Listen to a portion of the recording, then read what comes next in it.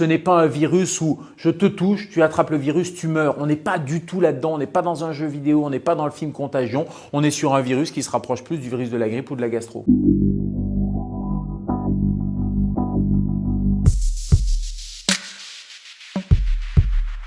C'est un coronavirus. Corona, ça veut dire qu'il y a une couronne.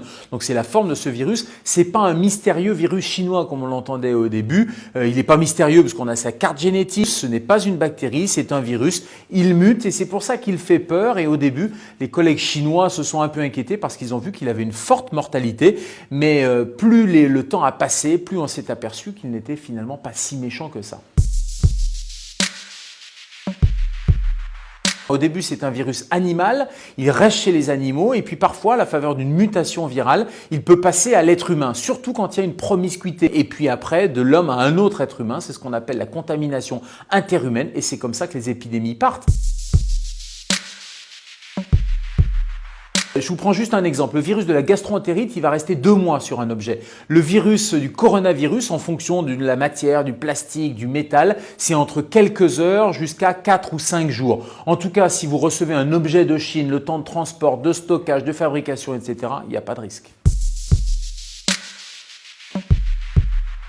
Non, je pense qu'il ne faut pas avoir peur, il ne faut surtout pas paniquer. Il y a un principe de précaution. Je trouve que là, il est un peu poussé à l'extrême. On a affolé les gens en donnant des chiffres de mortalité qui sont largement surestimés. Il faut simplement avoir des précautions raisonnables. Ce n'est pas un virus où je te touche, tu attrapes le virus, tu meurs. On n'est pas du tout là-dedans. On est sur un virus qui se rapproche plus du virus de la grippe ou de la gastro. Ce sont des barrières universelles. Qu'est-ce qu'on fait? On se lave les mains. C'est vraiment le premier conseil. On se lave les mains correctement pendant 30 secondes à l'eau et au savon. Quand vous-même vous êtes malade, évitez d'aller postillonner à l'extérieur et donc vous allez mettre un petit masque chirurgical pour protéger les autres. Et puis après, il va falloir éviter les rassemblements, éviter d'aller visiter vos grands-parents parce que vous allez risquer de contaminer les gens les plus fragiles. Si vous n'êtes pas malade, il n'y a aucune utilité à avoir un masque. On peut décéder des complications directes du virus, ça donne des pneumonies. Comme pour la grippe, vous savez, la grippe, il y a 10 000 morts par an dans l'indifférence générale. Puis il y a des complications indirectes, on peut mourir de complications liées à l'alitement comme la phlébite embolie pulmonaire, liées à une complication nosocomiale.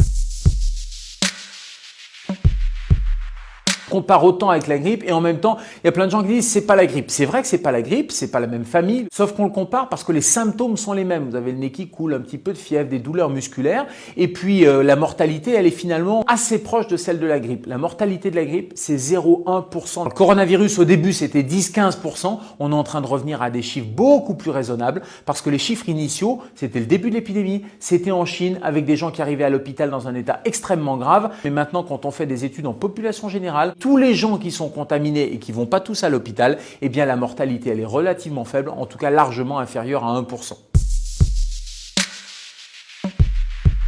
Une fois qu'on a le virus, on a, comme toute maladie infectieuse, des anticorps qui vont être produits par l'organisme et ces anticorps-là, ils vont nous immuniser. Ça veut dire qu'ils vont, dès qu'il y a une autre contamination, ils vont tout de suite attaquer le virus. Sauf qu'on a vu des cas rares, mais des cas qui existent, de recontamination. Alors, est-ce que nos tests n'étaient pas fiables? Parce qu'on n'était pas capable de détecter de petites quantités du virus. Deuxième hypothèse, est-ce que le virus dormait dans l'organisme et puis s'est réveillé? La troisième, c'est qu'on peut très bien se recontaminer avec une souche légèrement différente. C'est ce qui arrive avec la grippe. Vous êtes vacciné contre la grippe, mais vous allez attraper une autre forme de grippe. Il y a des chercheurs américains, des épidémiologistes, qui sont même en train de dire que c'est en train de devenir une maladie saisonnière. Le coronavirus, on estime que 70% de la population aurait une cicatrice sérologique, c'est-à-dire aurait eu un contact à un moment donné avec le coronavirus. Mais j'allais dire c'est la bonne nouvelle parce que ça va passer inaperçu chez l'immense majorité des gens qui vont être en contact, qui vont s'immuniser et seuls les plus fragiles risquent d'avoir des complications.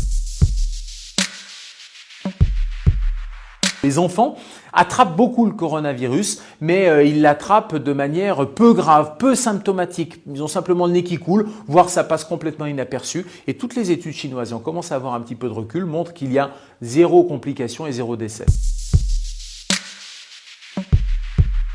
On ne peut pas prédire avec précision la fin de l'épidémie, mais on sait que ça a duré quelques semaines en Chine.